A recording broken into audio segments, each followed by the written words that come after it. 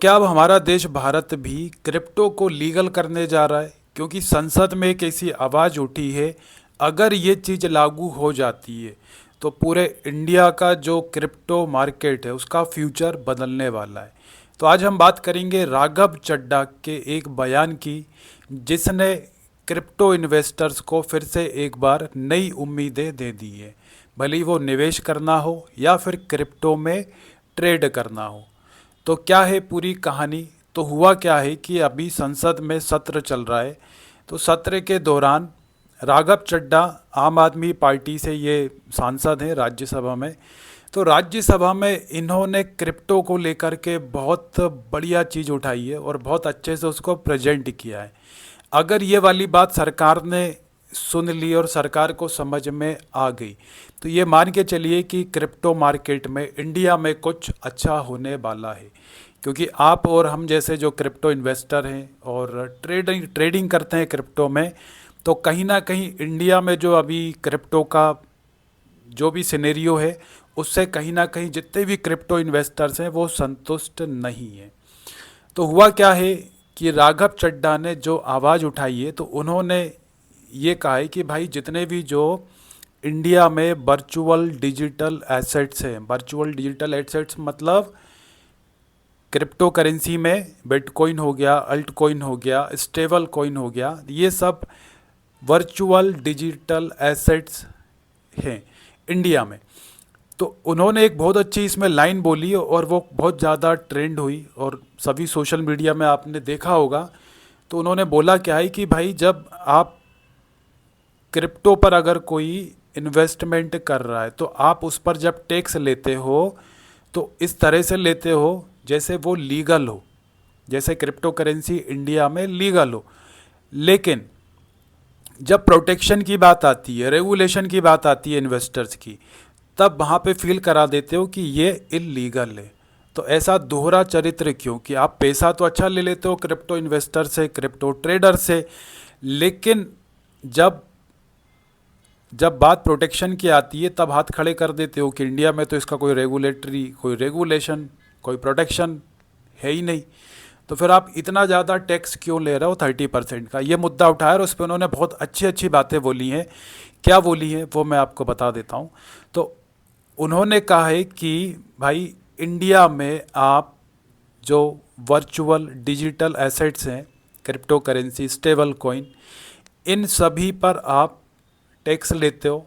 कितना टैक्स लगता है? अगर हम इन्वेस्टमेंट करते हैं क्रिप्टो पर लॉन्ग टर्म में तो सरकार हमसे 30% का टैक्स ले लेती है, जो कि बहुत ज़्यादा है, 30% का टैक्स।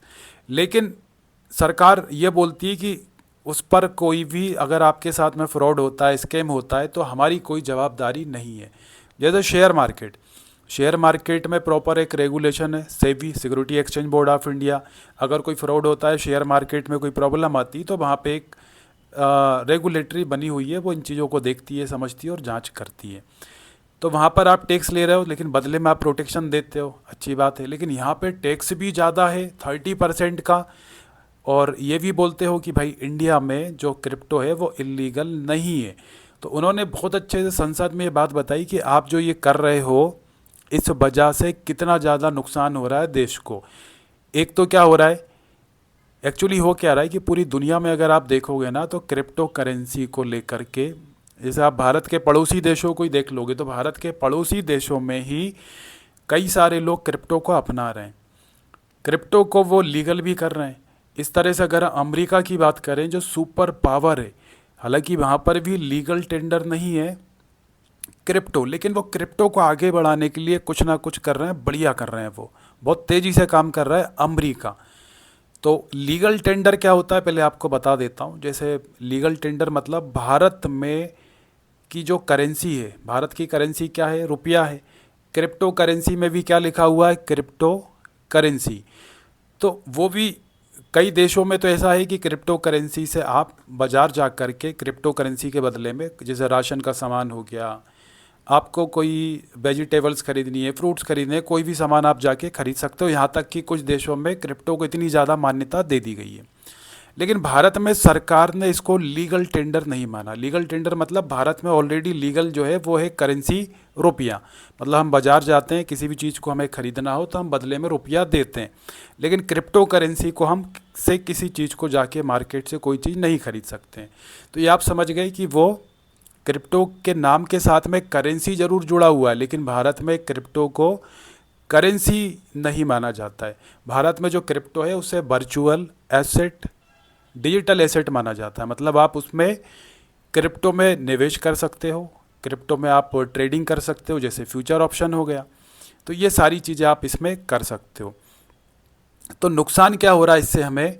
पहली बात, नुकसान क्या हो रहा है? तो नुकसान ये हो रहा है, राघव चड्ढा ने जो बताया, पहले वो आपको बता देता हूँ। तो राघव चड्ढा ने ये बताया कि जो सांसद हैं, बहुत अच्छा मुद्दा उठाया उन्होंने। तो उन्होंने ये बताया कि आप जो टैक्स ले रहे हो 30% का, इसके बाद में कोई इन्वेस्टर को प्रोटेक्शन नहीं है, ट्रेडर्स के लिए कोई प्रोटेक्शन नहीं है, कोई रेगुलेशन नहीं है एक्सचेंज के लिए। तो इस वजह से हो क्या रहा है कि भारत से जो उसका रिजल्ट आ रहा है, क्या आ रहा है, नेगेटिव रिजल्ट क्या आ रहा है कि भारत से 12 करोड़ इंडियंस इन्वेस्ट कर रहे हैं वो ओवरसीज प्लेटफॉर्म्स, मतलब जो दूसरे देशों के एक्सचेंज है, क्रिप्टो एक्सचेंज, वहाँ पर जाके वो निवेश कर रहे हैं क्रिप्टो में।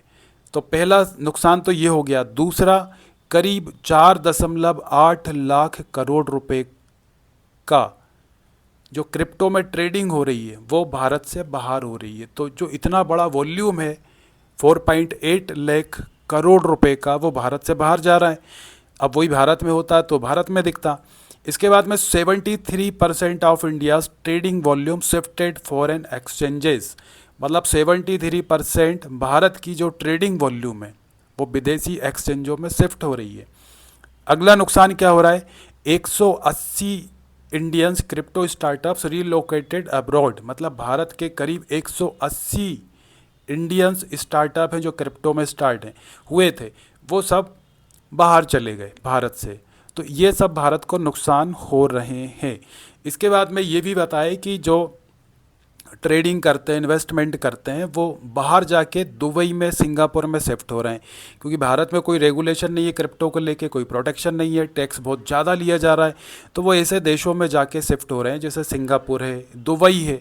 तो वहाँ पर कोई टैक्स वगैरह इस तरह की चीज़ें नहीं है। तो वहाँ पे वो जा कर के बढ़िया, जितने भी आप देखोगे जो बड़े बड़े ट्रेडर्स हैं क्रिप्टो के, वो दुबई जैसे देशों में जाके शिफ्ट हो रहे हैं, सिंगापुर में शिफ्ट हो रहे हैं। तो उससे हो क्या रहा है देश को नुकसान? ये राघव चड्ढा ने बताया कि आप 15 से 20 हज़ार करोड़ का जो सालाना टैक्स है वो आप उसका लॉस कर रही है इंडियन गवर्नमेंट। क्योंकि अगर प्रॉपर क्रिप्टो को लेके यहाँ पे रेगुलेशन लाया जाए, जैसे शेयर मार्केट में सेबी है, प्रोटेक्शन लाया जाए, तो वो पैसा जो 15 से 20 हज़ार करोड़ रुपए बाहर जा रहा है, दूसरे देशों में जा रहा है, लोग विदेश में जाके शिफ्ट हो रहे हैं हमारे यहाँ के लोग, तो वो जब सारी चीज़ें व्यवस्थित हो जाएंगी, वो अपने आप को सुरक्षित महसूस करेंगे, तो वो भारत में रह के बढ़िया ट्रेडिंग करेंगे। तो उससे क्या होगा? उससे इंडियन गवर्नमेंट 15 से 20 हज़ार करोड़ रुपए का सालाना टैक्स जनरेट कर सकती है। तो 15 से 20 हज़ार करोड़ रुपए दोस्तों बहुत बड़ा रेवेन्यू होता है। तो ये सारी चीज़ें उन्होंने इतना अच्छे तरीके से बता दी है संसद में, तो इसको लेके बहुत ज़्यादा चर्चाएं हो रही है। अब सबसे बड़ा सवाल ये कि सरकार के नज़र में चीज़ आई है, लाई है उन्होंने, लेकिन अब सरकार कितना इस पे आगे काम करती है ना, इसको सीरियस लेती भी है या फिर नहीं लेती है। तो ये बात तो सही है कि इन्होंने जो नुकसान गिनाए हैं कि भाई भारत से जो ज़्यादातर ट्रेडर है क्रिप्टो के, वो आजकल दुबई में शिफ्ट हैं, क्योंकि उन्हें पता है कि इंडिया में 30% टैक्स देना होगा और कोई रेगुलेशन है नहीं, कोई प्रोटेक्शन है नहीं। तो ये सारे नुकसान तो इंडिया में हैं। अब इसके बाद में अगर हम अगली चीज़ बात करें कि इसमें सरकार कर क्या सकती है, तो सरकार दोस्तों, सरकार इसमें क्या कर सकती है? तो सरकार इसमें रेगुलेशन ला सकती है। जिस तरह से शेयर मार्केट में सेबी है, शेयर मार्केट को रेगुलेट करती है, तो इस तरह से इसको लेकर के भी कुछ काम करना होगा गवर्नमेंट को। अगर काम करती है तो उससे फ़ायदा क्या होगा कि जो अभी हमारे यहाँ का इनोवेशन है, हमारे यहाँ का स्टार्टअप है, जो बाहर जा रहे हैं सब, वो बाहर नहीं जाएगा। इसके बाद में क्रिप्टो लोकल में जब सारी चीज़ें हो जाएंगी तो उससे जॉब भी क्रिएट होंगी, है ना। इसके बाद में जो टैक्स रेवेन्यू है सरकार का वो भी सीधे सीधे बढ़ जाएगा। तो अभी तो क्या है, जो टैक्स ले रही है सरकार तो अभी भी ले रही है 30%, लेकिन वो फेयर नहीं है, वो टैक्स फेयर नहीं है, क्योंकि एक तो बहुत ज़्यादा टैक्स है प्लस साथ में कोई प्रोटेक्शन नहीं दे रही गवर्नमेंट। तो ये सारी प्रॉब्लम दोस्तों मतलब देखने को मिल रही हैं। तो अब अगर इन चीज़ों पे गौर करके इंडियन गवर्नमेंट कोई प्रॉपर फ्रेमवर्क लाती है, क्रिप्टो को लेकर के एक रेगुलेशन लाती है, तो उससे फ़ायदे क्या हो जाएंगे कि अभी जितने भी जो एक्सचेंजेस हैं वो भारत सरकार की एक फाइनेंशियल इंटेलिजेंस यूनिट है, उसमें रजिस्टर्ड होना चाहिए। जैसे कि डेल्टा एक्सचेंज है, कोइन DCX वगैरह, ये सब उसमें रजिस्टर्ड होना चाहिए। तो अब क्या होगा, जब प्रॉपर एक रेगुलेशन आ जाएगा सेबी की तरह, तो एक्सचेंज भी क्या होंगे जिस पे हम लोग ट्रेड करते हैं वो सेफ़ हो जाएंगे। इसके बाद में इन्वेस्टर सबसे ज़्यादा सुरक्षित महसूस करेगा, तो बाहर जाना, जो बाहर जा रहे हैं वो बाहर जाना बंद हो जाएगा, तो इन्वेस्टर की प्रोटेक्शन बढ़ जाएगी, इंस्टीट्यूशनल मनी आ सकता है, लॉन्ग टर्म में ग्रोथ पॉसिबल है। और आपको एक बात बताऊं, अब जैसे अमेरिका वगैरह है, तो भाई अमेरिका में भी तो इन चीज़ों को आगे बढ़ाया जा रहा है ना। तो अमेरिका में क्या होता है, देखो आपको बताऊं, अमेरिका में भले ही लीगल टेंडर नहीं है अमेरिका में, लेकिन अमेरिका में इसको लेकर के प्रॉपर एक रेगुलेशंस प्रोटेक्शन है कि अगर कोई भी एक्सचेंज फ्रॉड करता है, स्कैम में पकड़ा जाता है, तो उस पर कई अरबों डॉलर का पेनल्टी लगाई जाती है, मतलब बड़ी से बड़ी सज़ा का प्रावधान है। तो ये सारी चीज़ों से क्या होता है, जब इन्वेस्टर ट्रेड करता है, निवेश करता है, तब वो उसको लगता है कि गवर्नमेंट मेरे को प्रोटेक्ट करेगी, तो वो बढ़िया से ट्रेड करता है बिना असुरक्षा के बारे में सोचते हुए। इसके बाद में जो भारत का पैसा है वो बाहर शिफ्ट होना बंद हो जाएगा। अब इसके बाद में दोस्तों अगर हम मतलब दिमाग में ये भी आ रहा होगा कि सरकार, ये सारी चीज़ तो सरकार को भी पता है, तो सरकार क्यों नहीं इसको भारत में लीगल कर देती है।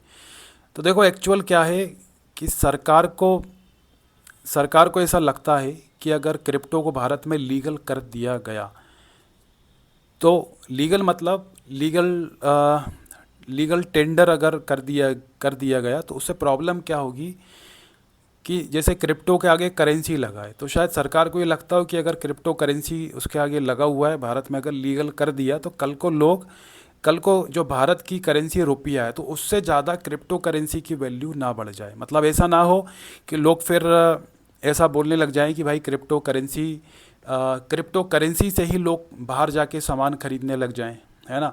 तो जिस वजह से क्या होगा कि भारत की जो अर्थव्यवस्था है ना पूरी तरह से ख़राब हो सकती है, क्योंकि भारत की अर्थव्यवस्था रुपये पे चल रही है।